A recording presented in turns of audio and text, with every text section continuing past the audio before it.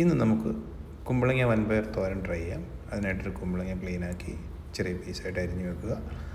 എന്നിട്ടൊരു പാൻ എടുത്ത് അതിലേക്ക് അല്പം വെളിച്ചെണ്ണ ചേർത്ത് കടുക് പൊട്ടിക്കാം. കടുക് പൊട്ടിച്ചതിന് ശേഷം ഒരു സ്പൂൺ ജീരകം ചേർക്കാം. ജീരകം ചേർത്തതിന് ശേഷം ഒരു 4 വറ്റൽമുളക്, ആവശ്യത്തിന് കറിവേപ്പില എടുത്ത് ഒന്ന് വഴറ്റിയെടുക്കാം. അതിലേക്ക് നമ്മൾ അരിഞ്ഞു വെച്ചിരിക്കുന്ന 2 വലിയ സവാള, 3-4 പച്ചമുളക്, കുറച്ച് വെളുത്തുള്ളി, ഇത് നല്ലോണം ഇട്ട് മൂപ്പിച്ചെടുക്കും. നല്ലോണം ഇത് മൂത്ത് ആ പച്ച സ്മെല്ലൊക്കെ പോയി കഴിയുമ്പോൾ നമുക്കിതിലേക്ക് അരിഞ്ഞു വെച്ചിരിക്കുന്ന കുമ്പളങ്ങ ചേർക്കാം.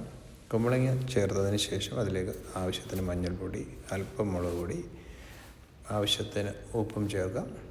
ഉപ്പ് ചേർത്ത് നല്ലവണ്ണം ഒന്ന് ഇളക്കാം. എന്നിട്ട് ഇതിലേക്ക് നമുക്ക് അല്പം വെള്ളത്തിൻ്റെ ആവശ്യമേ ഉള്ളൂ. കുമ്പളങ്ങയിൽ ഓൾറെഡി വെള്ളമുള്ളത് കൊണ്ട് അല്പം വെള്ളം ഒഴിച്ചിട്ട് നമുക്കിത് ഒരു 10 മിനിറ്റ്സ് കുക്ക് ചെയ്യാൻ വേണ്ടി വെക്കാം. ഇപ്പോൾ ഇത് നല്ലോണം കുക്കായിട്ടുണ്ട്. നമ്മളതിന് ശേഷം അതിലേക്ക് ഒരു അരമുറി തേങ്ങ ചേർക്കുകയാണ്. കൂടുതൽ തേങ്ങ ചേർക്കുന്നതിനനുസരിച്ച് ഇതിൻ്റെ സ്വാദ് കൂടും.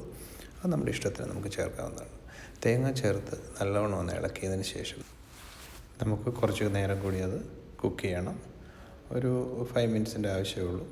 നല്ലവണ്ണം അത് കുക്കായി വെന്ത് വരുന്നത് വരെ വെയിറ്റ് ചെയ്യുക. അതിനുശേഷം നമുക്ക് അതിലേക്ക് പുഴുങ്ങി വെച്ചിരിക്കുന്ന പയർ, നമ്മളിവിടെ വൻപയറാണ് ഉപയോഗിക്കുന്നത്. ചെറുപയർ വേണമെങ്കിലും ഉപയോഗിക്കാം. നമ്മളിതിൽ വൻപയറാണ്, വെള്ളപ്പയറാണ്. അത് നമുക്ക് ആവശ്യത്തിന് ചേർക്കാം. അതും ഈ പറഞ്ഞതുപോലെ നമ്മുടെ ആവശ്യത്തിന്, നമ്മുടെ ടേസ്റ്റിനനുസരിച്ച് അത് കൂട്ടുകയോ കുറയ്ക്കുകയോ ചെയ്യാം.